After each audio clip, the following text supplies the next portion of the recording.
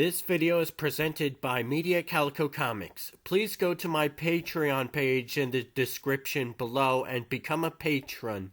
And now, without further ado, please enjoy the video.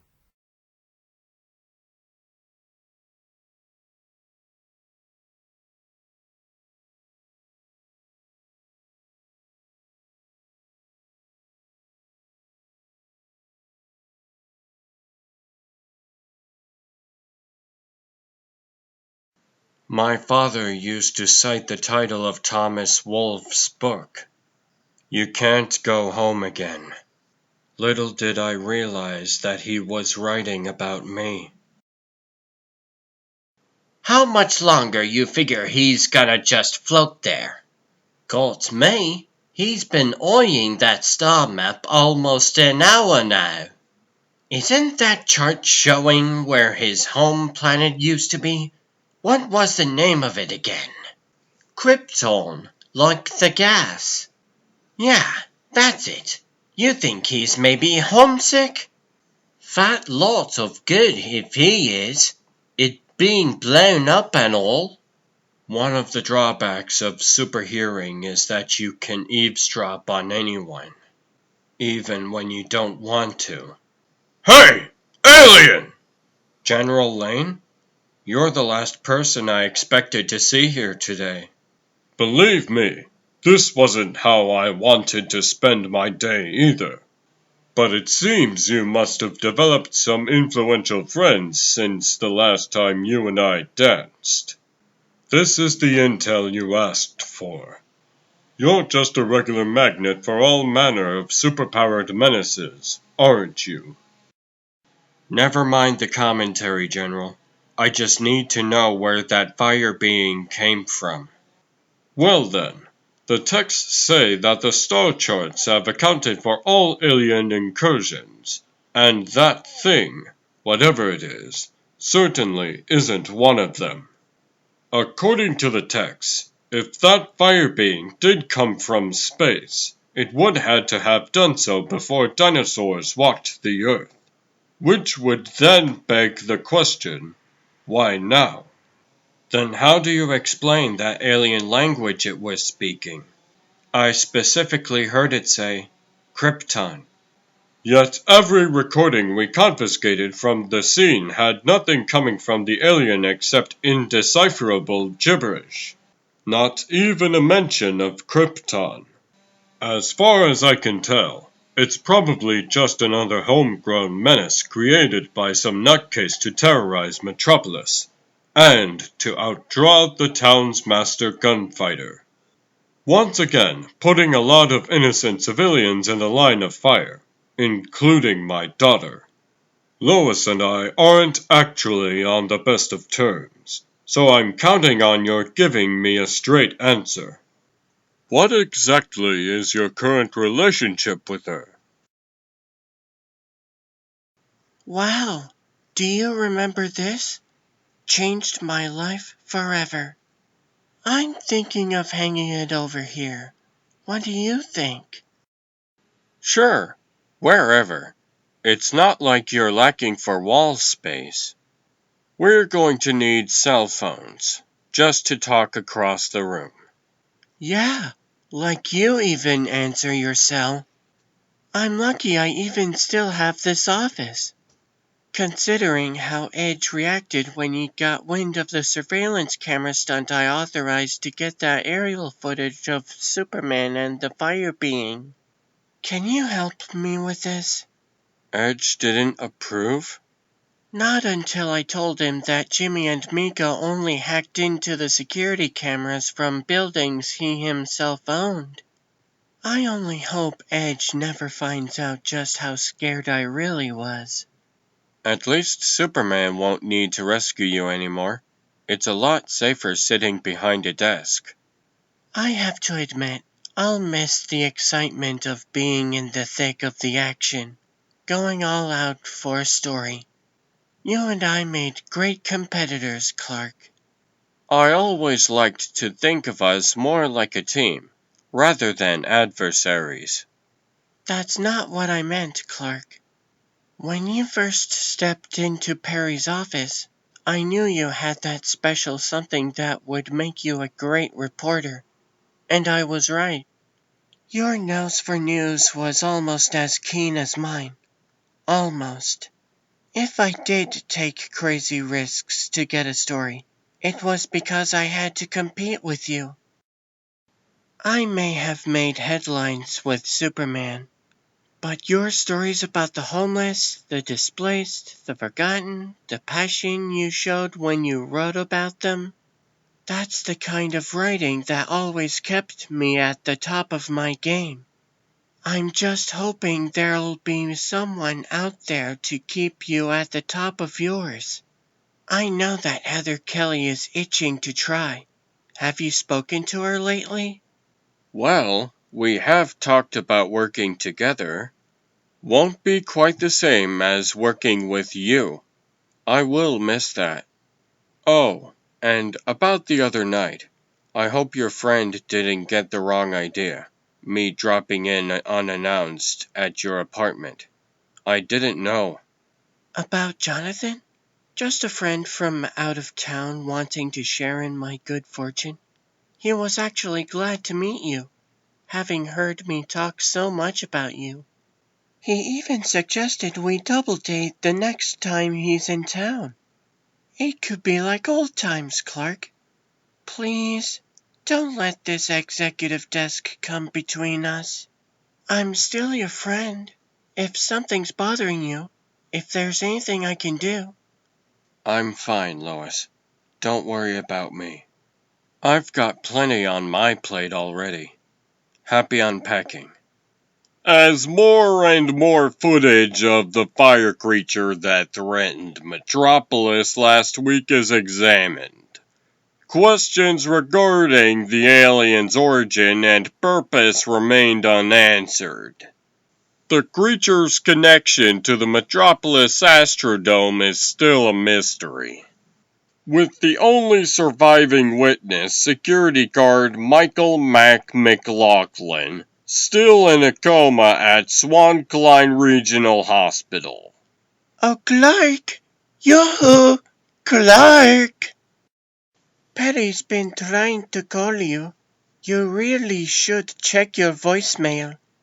Some homeless guy's squatting in one of the metro rail stations under renovation and he's holding up construction. The chief figured this was your kind of story. We all know how you live to write about poor people being displaced due to the new metropolis renewal mandates. You know, all that boring social issues stuff. Not now, Kat. Tell Perry I have something else I need to follow up on. He'll have to send someone else. Maybe you? Me? You've got to be joking. I don't do homeless stories, unless of course a celebrity is involved. Like Superman, maybe? Your daughter was a reporter, and I was a headline. That's all changed now, though. Why? Just because she's no longer a reporter? You really think her being a television news producer changes anything? As long as you're living in Metropolis, she and everyone else will always be in danger. You're not talking about just Lois and Metropolis, are you, General? It's my being on Earth that really galls you, isn't it? Well, it's not like I can go back to Krypton.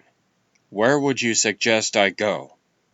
I could tell you to go to hell, but it appears that hell just comes to you.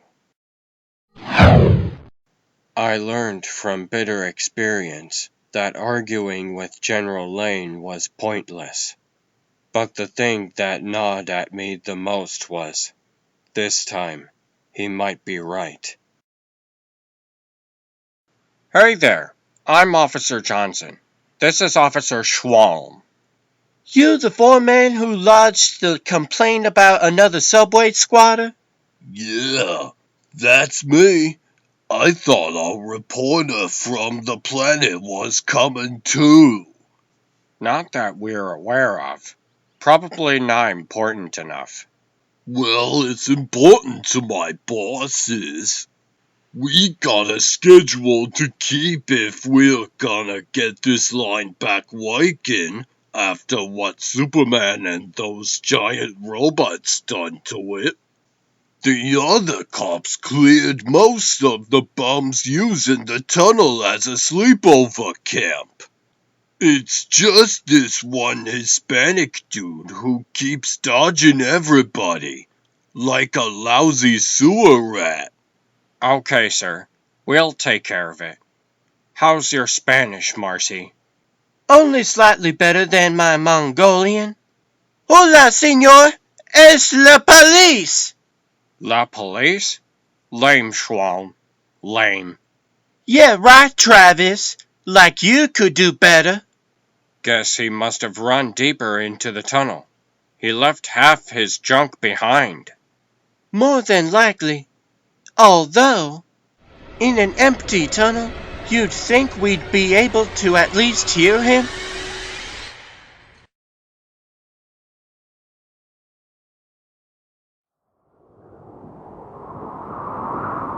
I don't know why I decided to fly around the city that day. You would think that after everything General Lane had said, I'd just go back to my place as Clark, or sequester myself in the fortress. But no, I had to jack up my super hearing and look for trouble. And for a while, it looked like I was out of luck. Some minor squabbles, a couple of robberies. Nothing the Met PD wasn't already on top of. But then, some yells caught my attention. Familiar at first. Look! Up in the sky! Then, not. Why isn't he reacting? It's heading right. Suddenly, everything went silent, as if I were in space. I didn't hear it. I didn't see it. I couldn't even smell it. But one thing was certain. I could definitely feel it. And it hurt. My head felt like my brain was rattling inside it. I could hear again, but it took me a few seconds to filter through the cacophony of the busy city. One of the things I had to learn to do early on was to isolate sounds, to be able to make out the whispers without being deafened by the roars. It took a lot of practice, but I managed to get pretty good at it. Through the sounds of honking horns, loudspeakers, and blaring stereos, I made out a voice. There it comes again! But I still never saw it coming. Not again! This is why I don't like visiting Metropolis! Oh, wow! What was that thing? Where was it?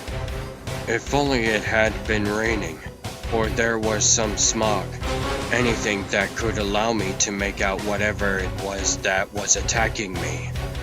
I could feel my eyes straining as I maxed out every bit of their telescopic X-ray and infrared sensitivity. I even tried narrowing my hearing range, attempting to filter out all the recognizable noises to isolate the unusual. Unfortunately, I narrowed it so much, I barely heard the voices crying out. It's charging again! Why isn't he doing anything? Until it was too late. The next sounds I heard were a loud crash and lots of screaming. Again, that rattle inside my skull, addling my senses.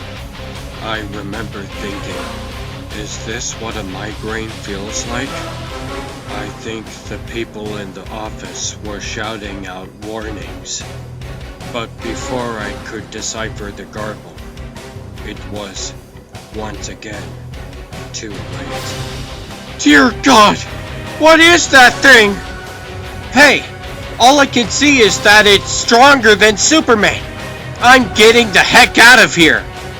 Not until I get some video of that thing. So freaking awesome! Are you crazy? Run! My mind was a puddle. I could feel the creature's fingers crushing my windpipe as it propelled me through the building and toward the sightseeing airship filled with innocent bystanders. I couldn't stop. Dear God, I can still see their faces.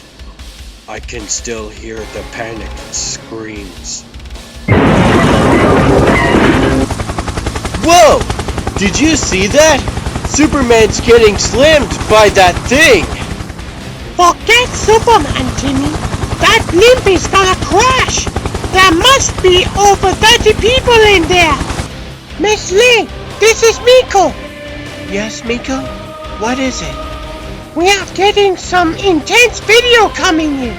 I've relayed them to your monitors. Oh my God. What is that thing? I'm thinking it's another one of those ET monsters.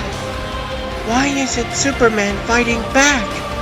Beats me, boss. We got this footage from an office worker in a building soups and the beast crashed through.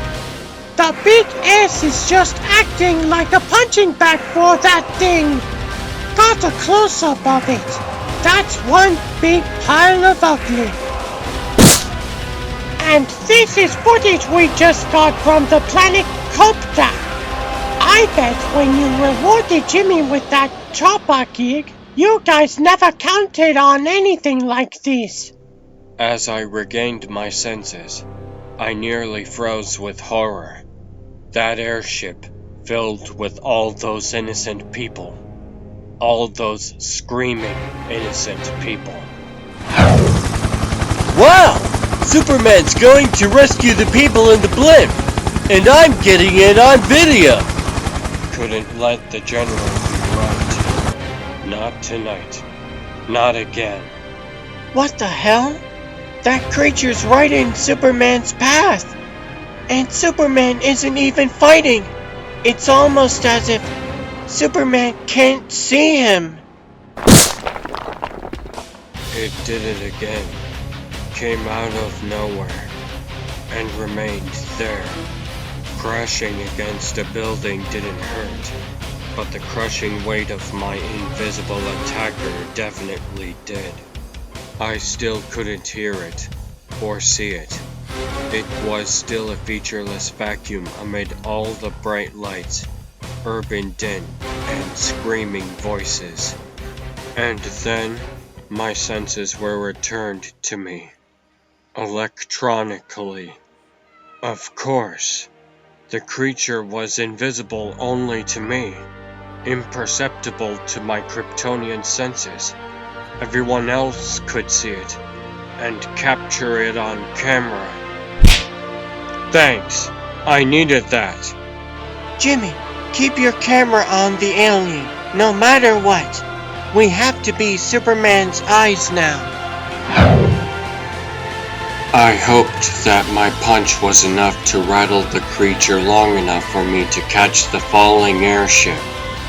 But judging from its strength, I knew it wouldn't be rattled long. Thankfully, this time, I wouldn't be flying blind. Just needed to search out for another set of eyes.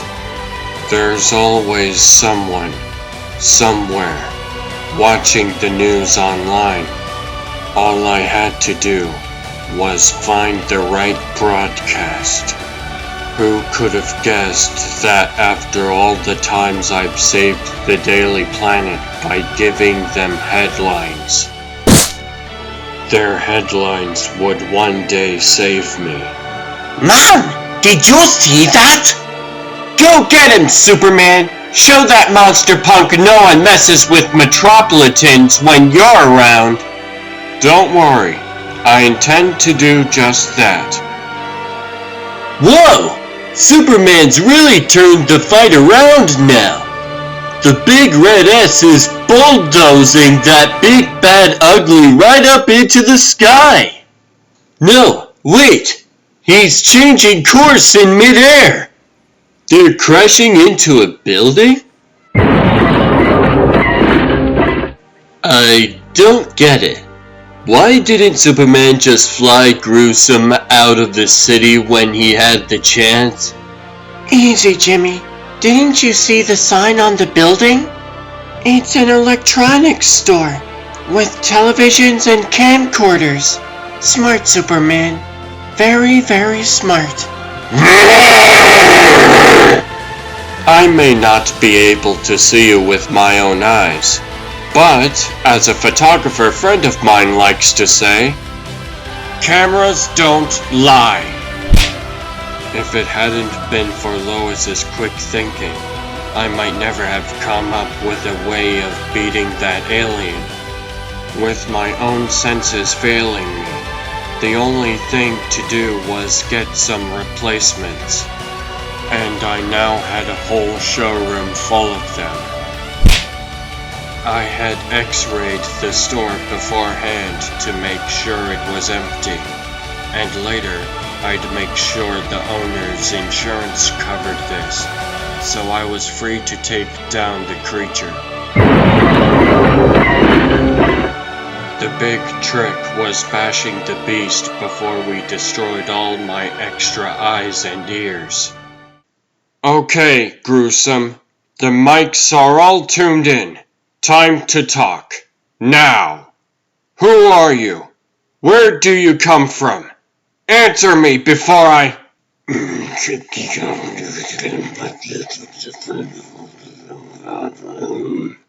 Huh?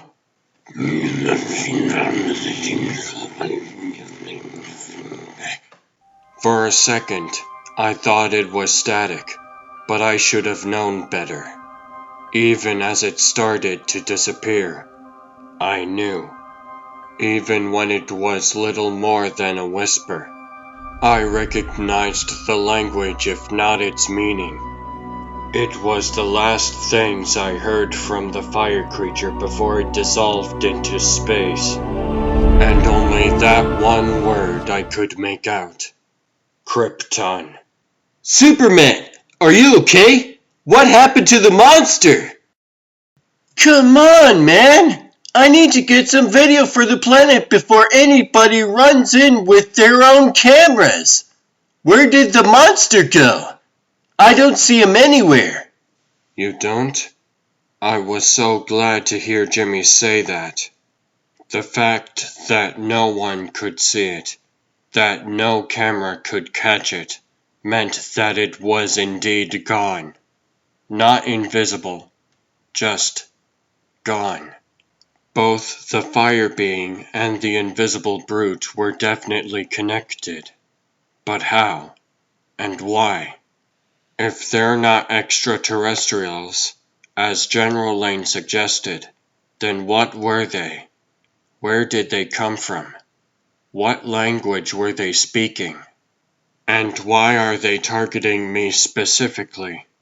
No use denying it to myself. The General was right in that regard. Hell is coming for me. How ironic, then, that despite all of General Lane's apprehensions, this time it was his daughter Lois who saved me. Quite a lady.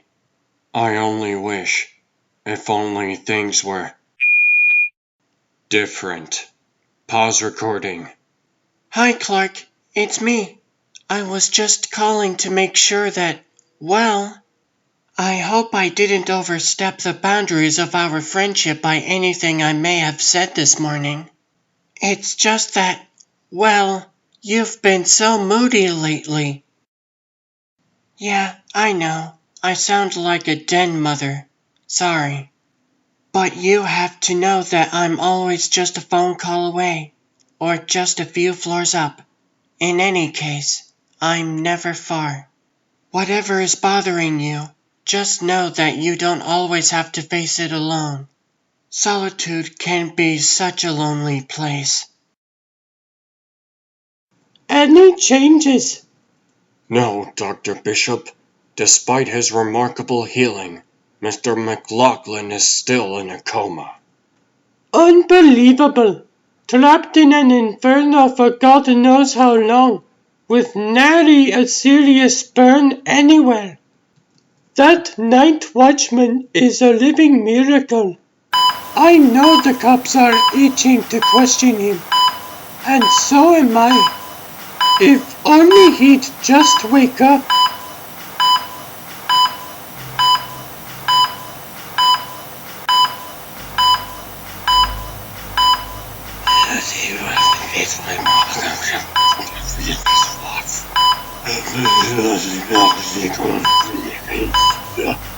Krypton.